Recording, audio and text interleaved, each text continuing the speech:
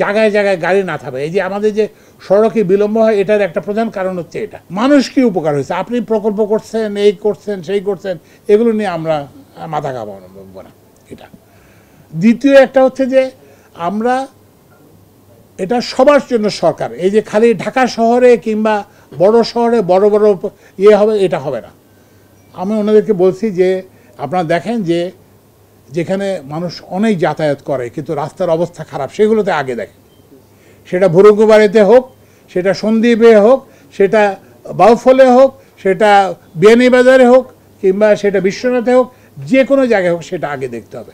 ওই যে আমরা রবীন্দ্রনাথের সমস্ত রক্ত মুখমণ্ডলে ইয়ে করে আমরা ইয়ে করব না। আমরা সেটা হচ্ছে কি শরীরের সর্বত্র যাতে রক্ত সঞ্চালন হয়, আমরা সেই ব্যবস্থা করব। এটা এক। আরেকটা যেটা সিদ্ধান্ত নিয়েছি সেটা হচ্ছে যে ইভ্যালুয়েশন হবে আপনার বাংলাদেশের সড়ক পরিবহন, সড়ক নির্মাণ ব্যয় পৃথিবীর সর্বোচ্চ। এই অপবাদ আমাদেরকে ঘুচাতে হবে, বুঝতে পারছেন?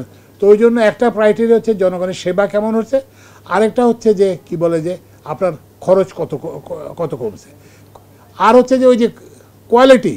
আপনি যে রাস্তা বানাচ্ছে, তারপরে ওটা 2 দিন পরে ওটার উপরের ইয়েটা উঠে যাচ্ছে, তারপরে রাস্তাটা দেবে যাচ্ছে, এগুলোর উপরে। তো ওই জন্য আমরা এখন থেকে সমস্ত প্রকিউরমেন্টে ভ্যালু ফর মানি আমরা সিক করব।